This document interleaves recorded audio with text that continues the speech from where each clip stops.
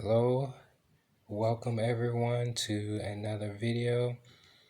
For this week, I thought to share two apps I'm adding to, or continuing to add to my artist toolkit, or our artist toolkit. They're very similar to the Adobe suite of apps. Two of the three.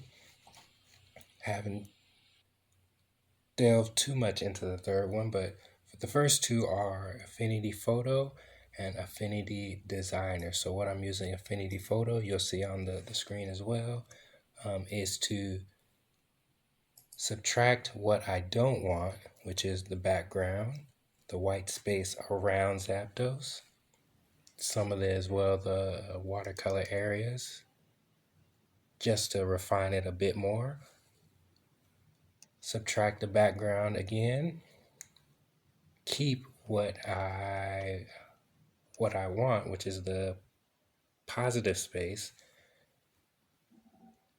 Everything that's in watercolor around Zapdos, even the swatches below, keep all of that as a separate layer, and then export that into Affinity Designer for the more of the final refinements, edits. You can see I'm adding the font there to the left of Zapdos, top left,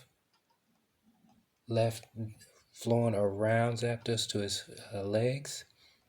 I'm adding a couple more vector elements, the building that's at the top right. Okay, jumping back in to mention, why am I doing this? Why am I trying to take out the background? The reason for this is because I did a test print and it printed the creamy texture from the original watercolor painting onto a cooler white, bluish white toned paper. That's something I didn't want being printed on this newer metallic paper.